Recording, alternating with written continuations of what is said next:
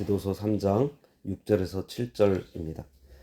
우리 구주 예수 그리스도로 말미암아 우리에게 그 성령을 풍성히 부어주사 우리로 그의 은혜를 힘입어 의롭다 하심을 얻어 영생의 소망을 따라 상속자가 되게 하려 하심이라. 아멘. 오늘의 말씀 제목은 구원의 목표입니다.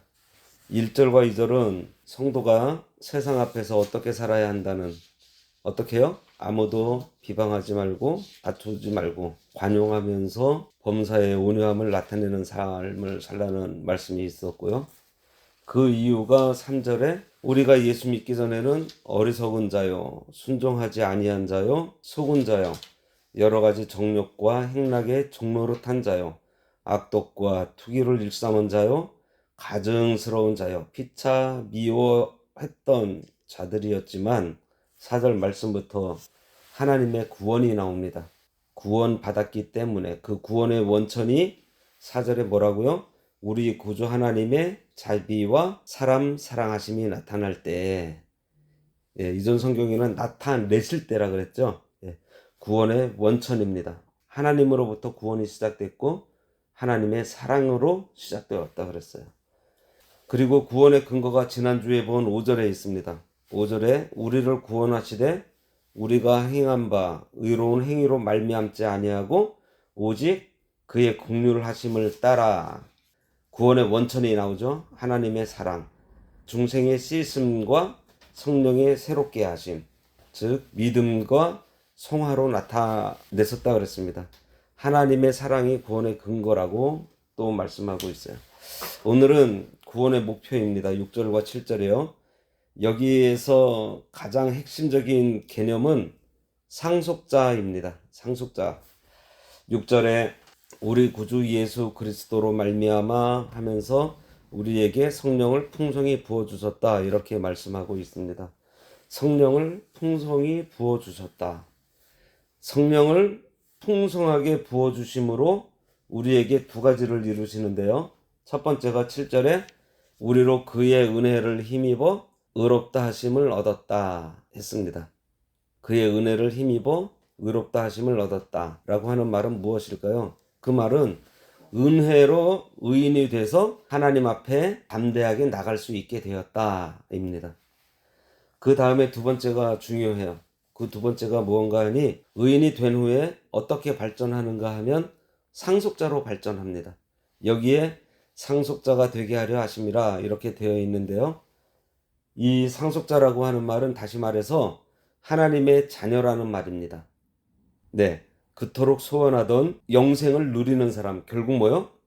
하나님의 자녀, 후사, 상속자, 하나님의 것을 물려받는 자가 된 거예요. 이것이 하나님께서 우리를 구원해 주시는 목표입니다. 바울이 우리에게 전하고자 하는 말씀의 요지는 우리에게 찾아온 이 구원이 예수님으로 인해서 결국 어떻게 되는 것인지를 설명하려고 오늘 본문을 얘기하고 있는데요. 우리 구주 예수 그리스도로 말미암아, 결국은 예수님으로 말미암아 영생의 소망, 영원한 생명을 누리는 하나님의 자녀가 되게 하신 것입니다. 그러니까 구원의 궁극적인 목표가 바로 우리를 하나님의 상속자가 되게 하려는 것, 이것이에요. 그런데 영생을 누리기는 누리는데 영생을 누리기 전에 의롭다함을 얻는 것이 선행되어야겠죠. 그리고 의롭다함을 얻은 것은 하나님의 은혜였다는 것입니다.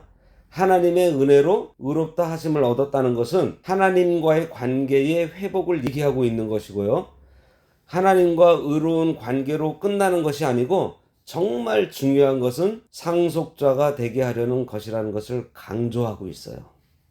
여기서 우리가 집중해야 할 것이 무엇인가 하면 성령을 풍성히 부어주신다는 말씀과 영생의 소망이라는 말씀입니다. 자, 영원한 생명을 누린다고 하는데 영원한 생명을 우리가 뭐라고 하면 될까요? 영원한 생명은 먼저 하나님의 생명입니다. 창조주이시고 완전하신 영원한 하나님의 생명, 그러니까 피조물인 우리가 창조주 하나님의 영원한 생명을 누리게 된다는 거예요. 지금 우리가 사는 육신적인 생명은 제한되어 있어요. 우리 마음, 정서, 육신이 불완전한 상태에 있다는 거예요. 제한된 것들이 많습니다. 그런데 예수 그리스도로 말미암아 얻게 된 영생, 제한이 없는 생명, 영원한 생명을 소유하게 된 거예요. 왜요? 의인은 뭐죠? 한마디로 죄가 없는 사람입니다. 죄의 문제가 해결되어서 죄의 영향으로 얻게 된 죽음을 이길 수 있는 사람이 되었기 때문이에요. 요한복음 11장 25, 26절에 나는 부활이요 생명이니 나를 믿는 자는 죽어도 살겠고 무릇 살아서 나를 믿는 자는 영원히 죽지 않는다고 예수님께서 말씀하셨습니다.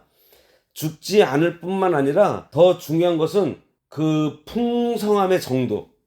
전에도 영생이 가지고 있는 풍성함에 대해서 말씀드렸는데요. 하나님께서 누리고 계시는 그 풍성함의 정도, 도대체 어느 정도일까? 제한적인 우리로서는 상상할 수 없습니다. 이것이 영생의 소망이에요. 영생의 소망을 따라 상속자가 되게 하려 하심이라고 했는데 상속자가 뭐죠?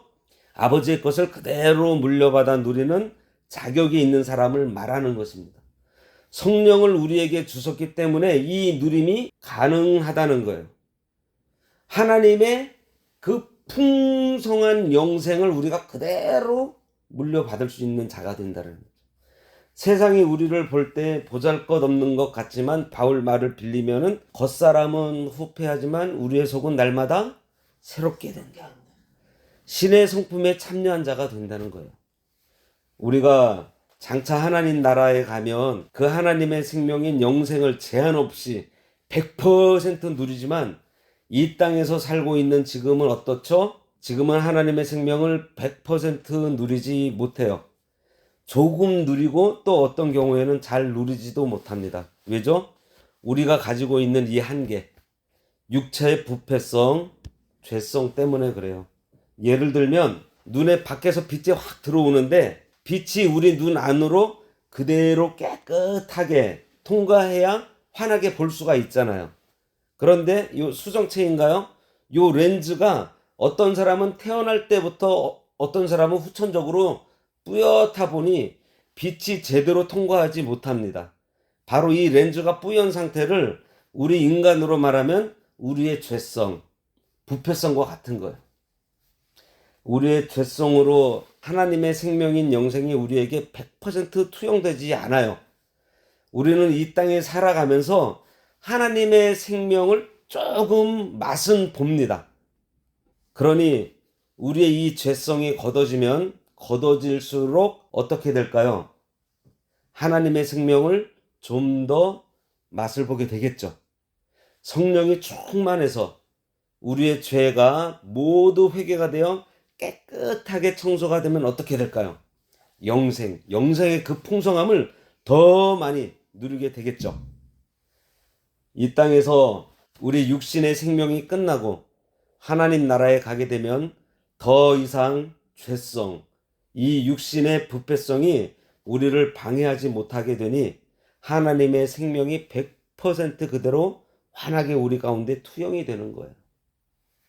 예수님의 산상수훈 팔복에서 말씀하신 마음이 청결한 자의 복이 무엇이었죠?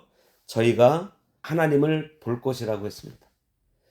우리의 마음이 깨끗하면 하나님의 생명이 우리에게 투영되어서 우리의 눈으로 하나님을 보는 것처럼 영생의 풍성함을 다 누리게 되는 거예요.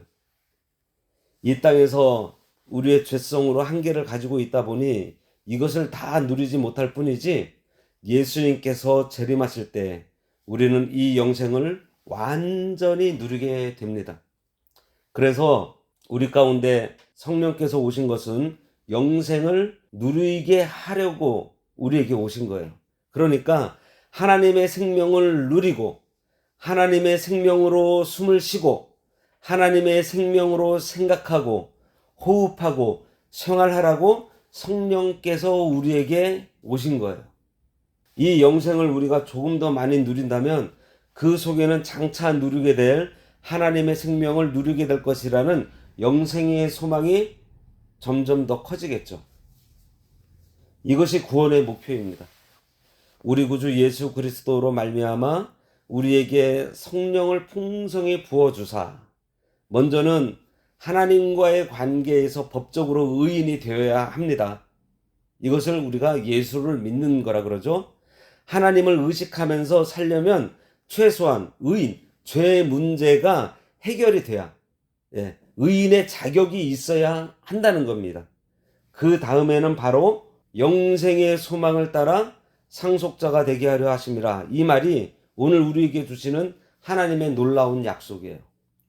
제한 없는 하나님의 생명을 누리게 해주시는데 어떠한 시간적인 것뿐만이 아니라 그 풍성함에도 끝이 없는 그 풍성함까지 우리가 그것을 누리게 하도록 하신다는 거예요. 한번 생각해 보자고요.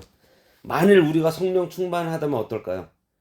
우리의 말과 행위 등 모든 것들에서 성령 충만한 언행이 튀어나올 것입니다. 그렇게 될 수 있도록 우리에게서 성령께서 우리와 함께 호흡하며 인도해 주심으로 말과 행동이 성령의 주장을 받는 삶을 살아가게 되는 거예요. 성령의 주장을 받아 누리는 삶이 어떻다고요? 우리 생각, 우리의 말이 우리 안에 충만하게 거하시는 성령에 따라서 우리가 말하고 생각하고 사람을 만나고 그러면서 하루를 살고 누리는 것입니다. 이것이 내 안에 계신 예수 그리스도께서 나를 사는 거예요. 그래서 오늘 구원의 목표 이렇게 봤습니다. 그래서 이제 다음 시간에는 아마 디도서 마지막 시간이 될 것 같습니다. 기도하겠습니다. 하나님 아버지 은혜를 감사합니다. 우리를 구원해 주신 것만으로도 감사한데 상속자로 삼아 주셔서 아버지의 그 영생의 풍성함을 누리게 하시니 감사합니다. 이 땅에 살 때 그 풍성함을 누리게 하시려고 성령을 우리 가운데 보내셨다고 하셨습니다. 우리들 성령 충만함으로 그 풍성함 가운데 거하길 원하오니 예수 그리스도를 우리 아버지의 말씀을 우리 마음에 모시고 우리를 사랑하시는 하나님을 우리 또한 사랑하며 그 사랑으로 이웃을 사랑함으로 영생의 풍성함이 이 지역사회에 우리를 통해 퍼져나갈 수 있도록 인도하여 주시옵소서. 아멘.